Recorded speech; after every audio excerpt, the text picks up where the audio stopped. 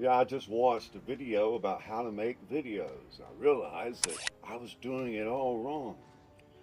First thing you have to do, the first 7 seconds. See, I've already lost you because I haven't even got started yet. First 7 seconds, I got to give you a hook. In the next 30 seconds, I got to basically ask more questions and tell you what the video is about. And then I've got to ask more questions, answer a few, and create more silly questions and answer those. And then somewhere along the way, close to the end, you'll see the 30 seconds of value that I had. So I just choose to give you that right off the bat. And I come up with about 30 value points in a typical 5-minute rambling video, but it doesn't work. I don't know how to attack the brain that I am talking to. But I really don't think most people actually think that way. I think we watch these things and we get tired of this little formula.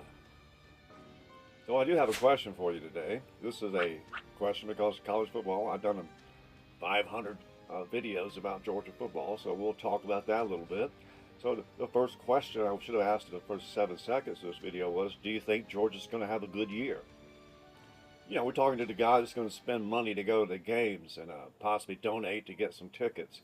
A heavily invested Georgia fan. What do you think? What do you think the season's going to be like? I tried to warn you. I already told you it's not very likely it's going to be a very good season for one reason only. More on that later. More on that later. But Georgia is going to have a tough time this year because of one thing. I'll get to that in a minute. You notice what I did there, right? You notice what I did there. So, if we were going to begin this video right now, it would be something like, Georgia has one problem. Will they fix it? If they do, it could be a championship season. But what is their one problem? Well, obviously, it can't be one problem, but it actually is. But let's talk about some of the other problems that make, interesting talk, like the offensive line, the running backs, the receivers, the 30 brand new guys that we're going to be counting on, the fact that we're probably not going to be too deep on defense effectively this year. Those are the kind of things those are problems, but those are problems everybody has, and if you recruited at the level Georgia has, you probably will come out on top, especially since you normally schedule about 8 patsies that you can easily beat. So you don't really have to win all those battles, all those problems. But they do need to solve the one problem. Extra credit if you can tell me what that problem is. Well, one problem that Georgia shouldn't have is the thundering herd of Marshall. That shouldn't be a problem, despite the fact that they're a pretty good football team in their element. What are they? Which conference are they in? I forget. What is that?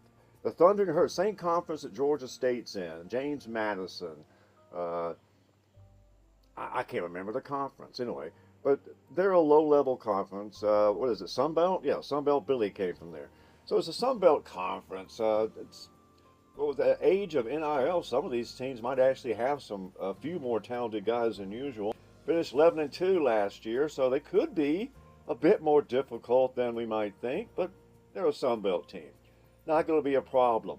55.5 is the over/under. We got a 38 point spread. We're favored by 38.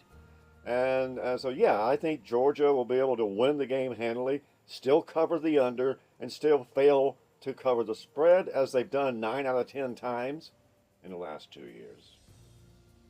Caught the under 10 out of 11 times the last 2 years. Opening day, they catch the under. They've caught the under 10 straight times. Failed to cover the spread 10 straight times. So you can bet against them, and they'll still win the game. And that's going to be true for the next game after that. And then Tennessee comes along.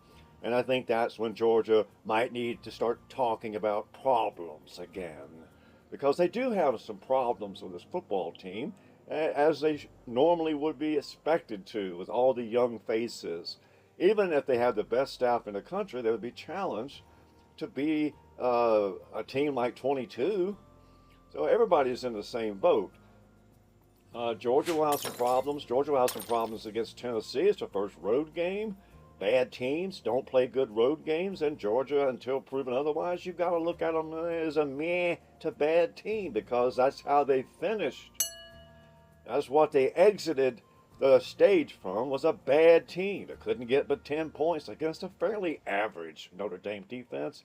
We had guys that we were faster than. I mean, we had the fastest guys on the field on offense. We could have boat raced that team, but we didn't. Tennessee's going to be a team that's going to try to make a statement. I think they're going to be a pretty good offense. Josh Heupel doesn't have the name brand quarterback, but he didn't have a name brand quarterback in his best season. So Tennessee is going to be a problem for Georgia. Auburn's going to be a problem for Georgia. Florida is going to be a problem for Georgia. But all these problems we're talking about are just little problems, that are a subset of the big problem that we don't address. And it's the only real problem this team has. And now let's talk about pressure a little bit. Do you think Kirby Smart's going to be feeling a little pressure this year? I mean, it's been 2 years straight that they've not really accomplished anything. He's still riding on fumes on back-to-back titles, and that little mystique is wearing really thin. Do you think there's going to be any pressure for Georgia to perform? Maybe there might be, but it seems like the power structure at Georgia somewhere along the way shifted. It seems like Kirby Smart kind of lost some authority in the room. A good example is just the fact that he's apparently doesn't really have the money that he would like to have.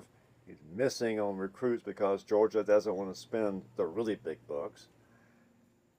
And so he's lost that authority. And it looks like he's maybe choosing coaches other than their coaching ability. He's choosing staff other than for their credentials. He's not looking for the best of the best like he used to. And that's starting to show. And I think this year, with all the other things, the NIL, the fact you can't really stack the rosters the same, you're going to depend on a good staff. And I think Georgia might be, I would rate their staff, their overall staff would be in the bottom tier of the SEC. And I mean that. I certainly think they have trouble with the offensive line, and I know that they don't have a good offensive coordinator. I've made that perfectly clear. So Georgia's not going to score. They're going to struggle to score. And this year, unlike all the other years of Kirby Smart, we actually don't know if this defense is going to actually be even as good as last year. And last year's was effective against certain teams. And I'm not knocking the defense. They were actually saved the day against Texas and a couple other games. But you at least got to consider the defense might take a while to turn into a good defense.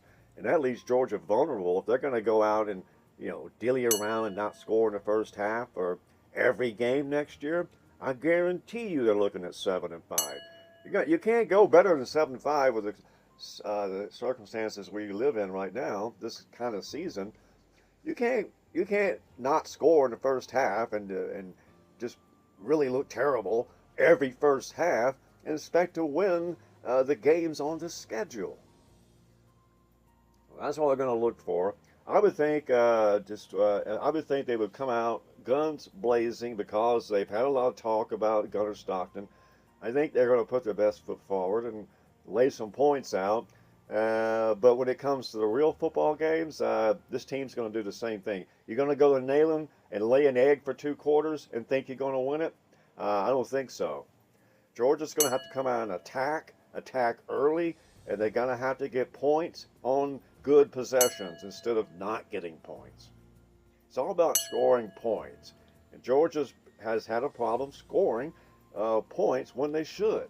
And that simply has to change.